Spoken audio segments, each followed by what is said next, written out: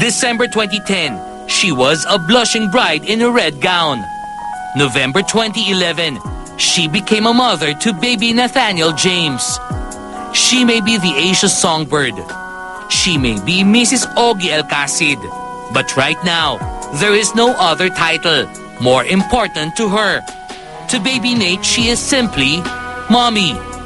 At sa kanyang kauna-unahang live interview, matapos ang maternity leave from showbiz, ang Asia Songbird itatapat sa 4. Mommy Regine Velasquez Alcacid, live sa Star Talk TX.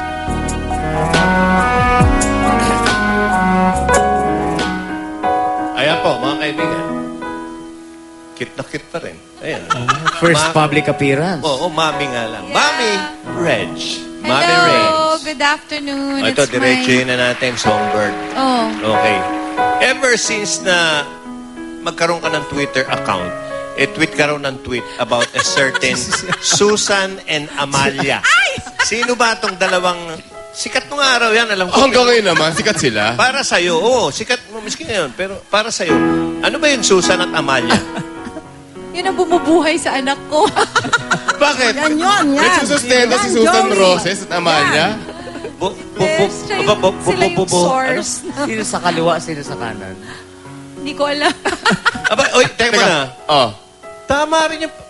Alam mo naisip ko lang to, tamang pinangalan mo talaga. Ay, Joey ha? Hindi. Eto, baka palakpakan niyo pa ako eh. Yung Susan, malapit sa Susan, di ba? Okay. Kay Susan tayo. Eh, yung Amalia, Mamalia. Oo, di ba? Di ba? Tama-tama. Di ba? Naku, Yun na yun. So, alam niyo na Pwede. kung ano yung... Actually, I got that from, yung mga bakla naming friends. Dati-dati pa. That's what they call it. Tinatanong ni Butch, sino sa kaliwa? Sino yung kaliwa? Hindi ko alam. Kahit saan na. Kahit saan na. Hindi, bakit hindi Nora Vilma? Hindi ko alam. Basta yun ang tawag nila kasi. Susan at Sino Amalia. favorite Pwede ba, isang tanong lang. Sino madalas pakialaman ni Nate? Si Susan o si Amalia? Parang si Parang Susan. magkalinawan lang. Parang si Susan. Si Susan. Hindi ko na alamin kung kaliwa o kanan. Huwag na natin alamin. Basta yun. Sabi talaga may pangalan, ha? Okay. Oo. O, sige. February na naman. Alam mo na naman kung ano ang February. May concert Oo. ka daw? Yes, meron kaming concert ni Mr. Ogie Alcacid sa Araneta Coliseum. It's called Mr. and Mrs. A.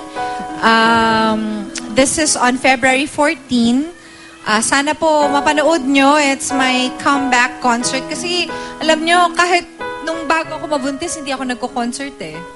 So, excited ako sa show na ito kasi ito's actually my idea At to have a napagandaan concert. Oo, pinaghandaan talaga namin. Hindi ko lang masyadong, yung weight ko lang hindi ko masyadong maihanda. Pero yung concert na paghandaan talaga. Joey, baka gusto ibalik si Susan and Hindi. Amalia. Oo nga. Hindi gusto Hanggang kailangan daw ni Baby Nate magpapa-breastfeed ka. Ibig bang sabihin niya talagang hindi ka talaga magtatrabaho ng full blast dahil kay Baby Nate? Hanggat ayaw umawat. Hanggat ayaw maawat. Oo. Now, what I plan is to breastfeed him. Kasi talagang full-time breastfeeding mama ko. Slave ako talaga ng anak ko. Importante yan eh. I'm planning to breastfeed siguro hanggang 1 year. Pero, That's what question, I'm planning. Reg. May commercial offers na raw si Baby Nate? Wow. Oo, kaya lang kasi he's too tiny. So we said, pass muna kami. Sabi namin, siguro when he's mga 6 months old. Bahala na Kasi gusto nila si ngayon Susan eh. and Amalia dyan. Oo. Hindi na, lumaki. Yun. So, hindi alam mo, kasi ngayon, napaka-importante sa akin nung breastfeeding. Actually, matagal ako bago ko nakapag-breastfeed. Na medyo nagkaroon ako ng postpartum pa kasi hindi ko siya ma-breastfeed. Siguro mga 3 weeks, but I didn't give up. Talagang pinapump ko yung milk ko para lang hindi mawala. Tapos I was buying breast milk sa breast milk bank. Saan man yun? Oh, meron palang Ayun ganun. yan, may ganun, no? May No, bangko. it's so cheap. But the thing is, ang hirap humanap. Ang hirap. Kasi meron din silang mga sinusuplayan na ibang mommy. So, I would cry almost every day because I didn't know how to feed Nate. And then finally, after 3 weeks, nag-latch siya. And then, my production, mas dumami na yung production ko. Kasi, mas maganda syempre kung siya yung nagsasak kesa yung ipapump mo yung milk. So, now I'm so happy. Kasi even yung postpartum ko nawala. Kasi ganun pala yun. Pag nag-breastfeed ka, matutulungan ka ng baby na mawala yung postpartum mo. So, gusto kong sabihin sa lahat ng mga mommies at dun sa mga balak maging mommy, breastfeeding is still really the best The for best. baby. Alam mo, may madagdag ko lang, si Mel Chanco, nagpadodo yan sa ibang baby. Hindi. Talaga. At saka Wala namang masama todo dyan, naman. Nung bata pa siya. Oo, natural. Parang ikaw lang yun, wala na rin yun eh. Pero, Regine, Ewan ko lang ha, baka magaling si Mel, baka meron pa, hindi ko alam. Hindi, ibig sabihin, may mga ganun na, yun ang pinakadakilang gagawin ng ibang mami. Yes. Actually, alam mo ako Magpa-feed siya sa ibang baby, ha? Yes, Diretso that's yun from the wonderful. breast, ha? Yeah, that's wonderful. Ako actually, ang panata ko, pag dumami na talaga ng bonggang-bongga yung milk ko, Latas. idodonate ko rin. Kasi natulungan talaga ako nung mga donation ng milk. milking Natulungan mama. ako sobra. Regine, pero sabi nila yung matatanda, kailangan daw yung father ang unang mag-suck sa breast. Hindi. Tradition talaga yun eh. Para Labas Ang na. ibig sa sabihin, ang baby. unang dapat, Hindi, ano? kasi nahirapan daw. Grace, Nahirapan labas daw ako si dito, Regine, ha? pinapump Hindi mo.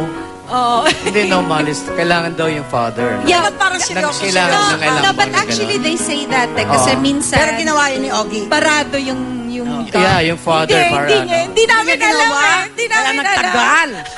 So, kinaya ni Nate na siyang unang... Kinaya na lang siya na lang mag-isa. Okay, Bahala na siya oo. sa So, buhay niya. Si Michelle Van Aymeren, di ba, isa sa mga ninang? Ninang, oo. Paano Tsaka siya, si Mark. paano siya nakakatulong sa'yo sa pinagdaanan mo yan? Naku, ang Ano yung dami mga niya. advice niya, mga pointers? Ang dami niyang, kasi nung time na nanganak ako and I was going through postpartum, siya yung kausap ko actually. Oo, siya yung kausap ko. Tapos parang sinasabi niya, it's okay, you know, he'll learn how to, suck. One day, he'll latch. One day, just don't. Kasi I was so worried that I'm not handling him well. I'm not handling him properly. Sabi niya, hindi, ganyan talaga. Ako nga, nabagsak ko pa. May mga... Hindi nga. Oo, yung gano'n. So parang... Sa bed lang, hindi naman sa floor. Oo, ha? hindi naman. Pero parang, yung sinasabi niya sa akin, parang made it a little bit easier for me to deal with whatever it was I was dealing at that time. So, syempre, yung mga kapatid ko rin, I was also talking to them kasi yung tatlo kong kapatid na babae, puro mami na lahat yun eh. So, they were a big help. Pero, sa lahat talaga ng napagdaanan ko dun sa postpartum, ang tumulong talaga sa akin yung anak ko.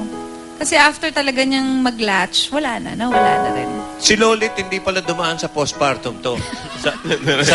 Alam mo kung saan dumaan? Saan? Sa post-dated. Kay Mother Lily yun, ayaw niya yun.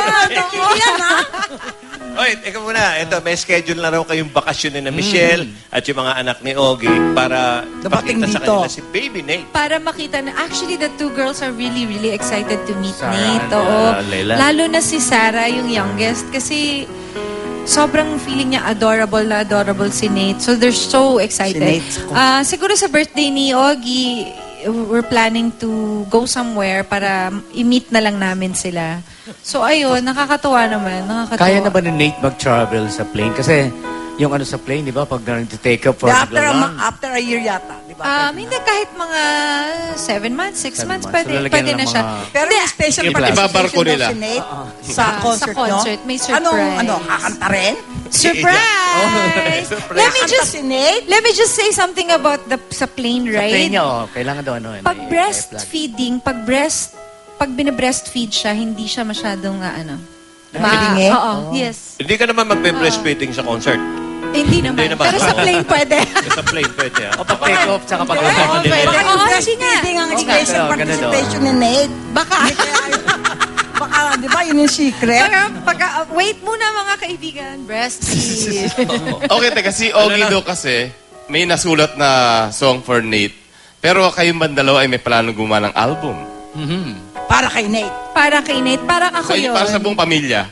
Parang ako yung gagawa nun. Parang I've been talking to Universal Records and I want to record a whole album. Not just for my son, but parang baby album. children. Kasi I've Maganda always yun. wanted to do that yung parang for children. Yun. So I've always wanted to do that and I think now is the perfect time. Oo, Yeah. tama. Kailan ka babalik sa Party P? Wala na si Maxine. Turuan mo ako Wala manta. na dito. Turuan Wala mo. na naman eh. Wala na. Alam mo, pamangkin ko yun kasi pinsa ko si Pinsa ko si Francis eh. Hindi, ano ba nangyari? Umiyak siya. Umiyak. Umiyak, kawawa naman. kasi hindi naman siya talaga si... Inamin naman niya. If you notice... Papaturo nga daw sa'yo. If you notice, magsalita lang, pumipiyok, di ba? Oh. Pag kumanta pa kaya, ano kaya? Oh, kawawa naman. And Ayun. speaking, ito naman siguro, hindi kayo pipiyok sa sa Mr. and Miss A concert sa February 14. Ayan. Paki-invite sila. I would like to invite everybody. And wait, I want to say thank you first to you guys for having Our me pleasure. here. This is my first time, my first live TV appearance. So thank you. Wow. Yeah, it's my We are first. so honored. It's my first after ilang years. Ilang years talaga. Anyway, Ang dami mong guest, no? Yes, I'd like to invite everybody to come and celebrate Valentine's Day with me and my husband, Augie Alcacid, Mr. and Mrs. A at the Araneta Coliseum, with guests Ding Dong Dantes, Vice Ganda, Eric Santos, Kyla, Angeline Quinto, plus a lot more. And nandun din si Boy Surprise. Pick Up. Oh. Si Boy Sabi Pick niya, oo, nakausap mo. Makakaasa kayo yung Maganda concert yan, ano? nila. Full of love and full of milk. Ay, bago tayo magtapos, ha? Gusto ko munang batiin ng happy birthday sa Agnes Soriaga na kasalukuyang umiiyak ngayon. Agnes, happy Ay. birthday! Happy birthday, Agnes! Isa at saka si... Wow, Isan James. Ikaw, Loli, ikaw ba yung nag-breastfeeding? Hindi. Ay, Bakit? teka, pwedeng batiin ko rin yung kapatid ko kasi Sige. may birthday siya. Happy birthday to my sister Kakay. Hindi yung may kambal. May kapatid ka palang Oo, may may kambal. kambal. Si Kakay, birthday Kakay, niya. happy birthday. 35 na raw siya. 35? Sabi. At ako, ito dapat. Dapat yung abangan din to dahil Joey, Okay. ang yung ating barkada. Si Walid, si Jose, magkaka-concert Oo. naman yan sa At may March. concert din yan, ha? Oo. O, sa Araneta. Yan May ang sigurado concert din. walang Okay, yun. breastfeeding. Abangan nyo makikipagkulitan si Wally and Jose dito sa Start of Mamaya. PX O, guest Mamaya daw si Live. Regine pala doon. Sa concert Guest ni din sila. Walin tsaka ni Jose. February 14. Oy, Lolit, may mensahe ito eh. Maganda. Makinig kayo, ha? Ano na naman? Ito na. You know what that means? At buwan na kasi ng mga puso, kaya buwan natin ito mga kapuso. Kaya let us celebrate one love, one heart, one nation. Wow. At dahil kayo, mga kaibigan, ang inspirasyon namin, kapuso, mula sa Pilipinas hanggang sa buong daigdig, happy Kapuso Month sa inyong lahat. Oo nga. Yes, happy Kapuso Ayos, man. Ayos, ha? Okay. Thank you very much, Thank you, Regine. Miss Thank Milky Way. you. At talaga, puti rin yung roses. Oo nga, thank Kakulay you ng very gatas ni Regine. much. Thank you so much. Thank you so much to Star Talk. And Okay. hi to my son, Baby Nate. Hello. Yung narinig mo Nanonood? kayo ni Baby Nick. Malalaman niya. At nanonood na. Okay, Thank you very magbabalik pa much. po. Thank you. Yung